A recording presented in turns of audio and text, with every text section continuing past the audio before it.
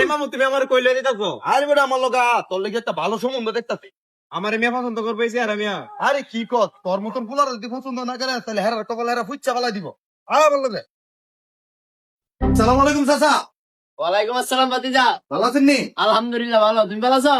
ভালোই মি আপনার তো খুলতে পারছি সামনে সামনে পাইলেছি ভালোই হয়েছে। কি নিয়ে খুঁজতেছো ভাতিজা? ওই যে আপনার কইতাম না যে একটা ফুলা দে আমার সম্বন্ধ। ও আচ্ছা আচ্ছা, তো পোলা কি করে? তুমি আমার কাছের মানুষ, তোমার লাগে মিথ্যা কথা কইতাম না, বাটফারিও করতাম না। ফুলা হিসাবে 100 কিন্তু বর্তমানে বেকার আছে, কিন্তু ভবিষ্যতে ভালো কিছু করবো। হ্যাঁ না না, বেকার পোলাবানের কাছে তো কোনোভাবে বিয়া দেওয়া সম্ভব না। আরে চাচা আপনি আমার কথাটা বোঝার চেষ্টা করেন।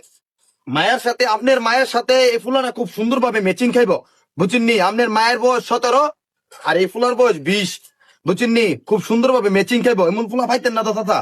তাও বাজান, আমার এই ফুলার দরকার নাই, তোমরা দাও গা। শুনো মামু বাদ দাও, জায়গায় হনকা জোকে টিয়া ছাড়া কোনো লাভ নাই। আরে তোমার আর বিয়া করার ঠেয়া কাটাই এমন একটা লোকের কাছে যাচ্ছি তোমার বিয়া করাই দিব। আও কি ও আপনি দরজার মধ্যে বলিছে? আরে হ, বিকাল এলে এনে বিয়েতেই ভাল লাগে না ঘরের ভিতরে যে গরম। বুঝছি, অনেক একটা ভালো মায়া ফেটে আসেনি আমার মামুরে বিয়া করানোর লেখা। এই টাকলালে এসে বিয়া করাইতা মায়া করে, মায়ের মা ও বিয়া হইতো না। আরে মেলা আমার মামু শুরু বেলা ইউরোপটায় কোটি কোটি টিয়ার মালিক।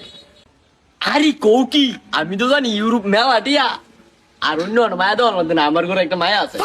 তুমিও ওখানে দাঁড়াই নিছ কি করে?